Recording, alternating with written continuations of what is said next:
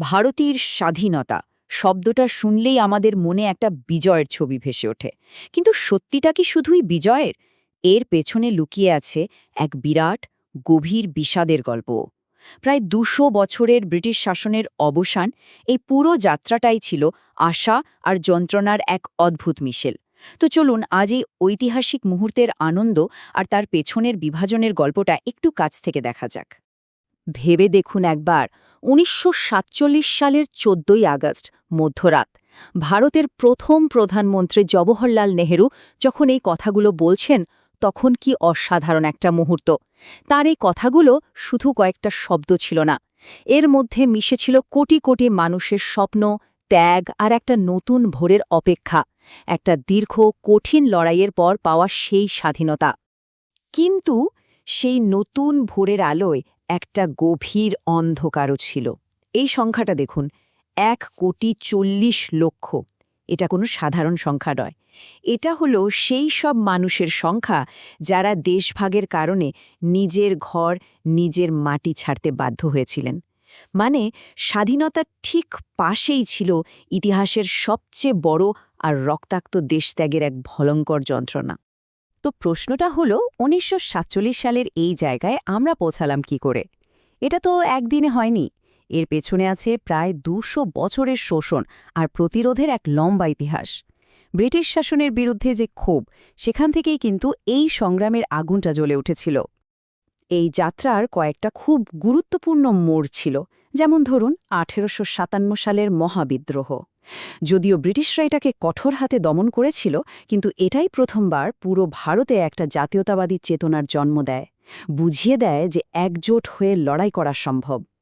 এর ঠিক পরে ব্রিটিশরা সরাসরি ভারতের শাসনভার নেয়, আর ১৮৮৫ সালে তৈরি হয় ইন্ডিয়ান ন্যাশনাল কংগ্রেস। আর এখান থেকেই সেই প্রতিরোধটা একটা রাজনৈতিক, একটা সংগঠিত রূপ পেতে শুরু করে। ব্রিটিশরা কিন্তু খুব চালাক ছিল। তারা বুঝেছিল এই একজোট হওয়াটা আটকাতে হবে, আর তার জন্য তারা একটা মারাত্মক কৌশল নিল, ডিভাইড অ্যান্ড রুল, বা ভাগ করো আর শাসন করো।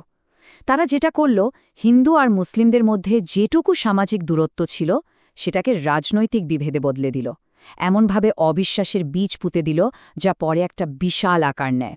আর সত্যি বলতে, দেশভাগের অন্যতম প্রধান কারণ কিন্তু এই নীতিটাই।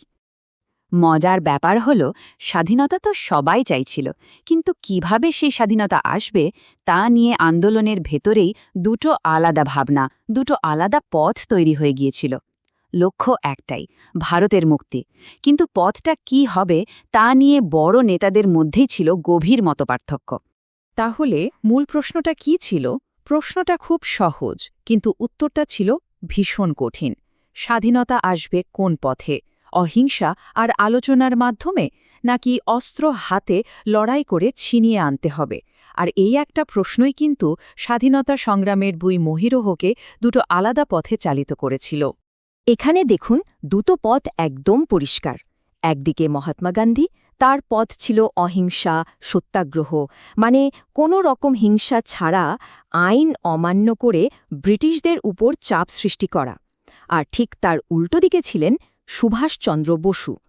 তার বিশ্বাস ছিল সশস্ত্র সংগ্রাম ছাড়া ব্রিটিশদের এই দেশ থেকে তাড়ানো সম্ভবই না। গান্ধীজির কাছে অহিংসা কিন্তু শুধু একটা কৌশল ছিল না, এটা ছিল তার জীবন দর্শন।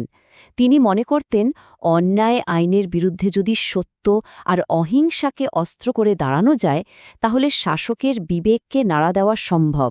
আর সেটাই হলো আসল জয়ের পথ, আসল স্বাধীনতা। আর অন্যদিকে সুভাষচন্দ্র বসুর এই ডাকটা শুনুন, তোমরা আমাকে রক্ত দাও, আমি তোমাদের স্বাধীনতা দেব। একদম সোজা সাপটা কথা। তার মতে, ব্রিটিশদের মতো শক্তিশালী শত্রুকে আলোচনার টেবিলে হারানো যাবে না। স্বাধীনতার জন্য রক্ত দিতে হবে, লড়াই করে জিততে হবে। এখন কথা হলো, এই দুটো ভাবনা কিন্তু শুধু বইয়ের পাতায় বা নেতাদের ভাষণে আটকে ছিল না। এদের ডাকে সাড়া দিয়ে লাখ লাখ সাধারণ মানুষ রাস্তায় নেমেছিল। আর এই গণ আন্দোলনের ঢেউটাই ব্রিটিশ শাসনের ভিত নাড়িয়ে দিয়েছিল। গান্ধীজির নেতৃত্বে একের পর এক আন্দোলন শুরু হলো। প্রথমে অসহযোগ আন্দোলন, যেখানে ব্রিটিশদের সবকিছু বয়কট করা হলো, তারপর বিখ্যাত ডান্ডি মার্চ বা লবণ সত্যাগ্রহ, আর সবশেষে ১৯৪২-এর ভারত ছাড়ো আন্দোলন। এই প্রত্যেকটা আন্দোলন ব্রিটিশ প্রশাসনকে প্রায় অচল করে দিয়েছিল আর সাধারণ মানুষের মনে স্বাধীনতার খিদেটা আরও বাড়িয়ে তুলেছিল। ভারতে যখন এই সব চলছে, ঠিক একই সময় কিন্তু দেশের বাইরে আরেকটা লড়াইয়ের প্রস্তুতি চলছিল, এক সম্পূর্ণ অন্য ধারার সংগ্রাম, সশস্ত্র সংগ্রাম। আর তার নেতৃত্বে ছিলেন নেতাজি সুভাষচন্দ্র বসু। সুভাষচন্দ্র বসু দ্বিতীয় বিশ্বযুদ্ধের সুযোগটা কাজে লাগালেন। ব্রিটিশদের যারা শত্রু তাদের সাহায্য নিয়ে তিনি তৈরি করলেন আজাদ হিন্দ ফৌজ বা ইন্ডিয়ান ন্যাশনাল আর্মি। কাদের নিয়ে? মূলত যুদ্ধবন্দী ভারতীয় সৈনিকদের নিয়ে। লক্ষ্য ছিল একটাই, বাইরে থেকে সেনা নিয়ে আক্রমণ করে ব্রিটিশদের ভারত থেকে তাড়ানো। আর আইএনআর এই লড়াইয়ের খবরটা কিন্তু দেশের ভেতরেও স্বাধীনতার আগুনকে আরও উস্কে দিয়েছিল। দ্বিতীয় বিশ্বযুদ্ধ শেষ হওয়ার পর একটা জিনিস পরিষ্কার হয়ে যায়, ব্রিটিশরা আর বেশি দিন ভারতে থাকতে পারবে না। কিন্তু ক্ষমতা ছাড়ার প্রক্রিয়াটা হয়ে উঠল ভীষণ জটিল।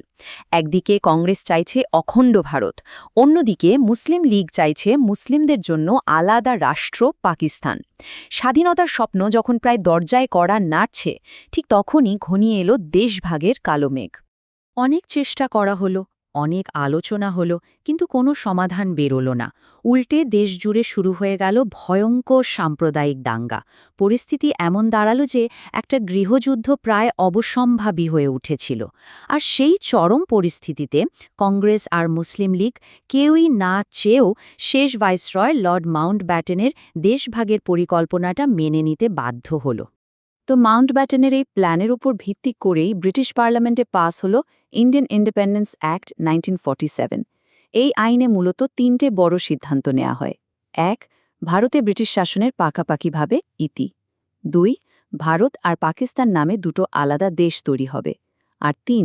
যে ৫০০র বেশি দেশীয় রাজ্য ছিল তাদের নিজেদের সিদ্ধান্ত নেওয়ার স্বাধীনতা দেওয়া হলো, তারা ভারতে যোগ দেবে, পাকিস্তানে নাকি স্বাধীন থাকবে।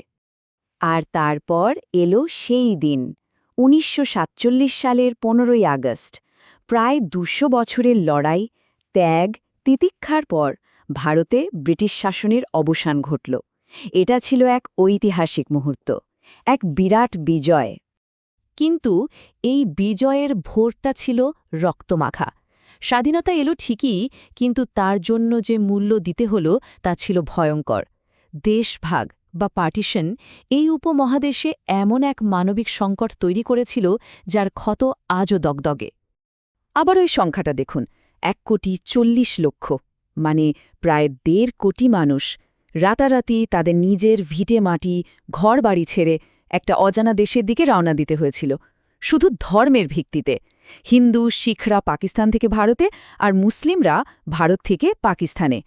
এই যাওয়া আসার পথে যে কি পরিমাণ হিংসা, কষ্ট, যন্ত্রণা তাদের সহ্য করতে হয়েছে তা হয়তো আমরা কোনোদিনও পুরোপুরি বুঝব না। আর এই দেশভাগের প্রভাব কিন্তু শুধু সেই সময়ে থেমে থাকেনি, এর ক্ষতগুলো আজও রয়ে গেছে। ব্যাপক সাম্প্রদায়িক হিংসা, দুই দেশে শরণার্থী সমস্যা, আর তার সাথে কাশ্মীর সহ নানা বিষয়ে দীর্ঘস্থায়ী সংঘাত।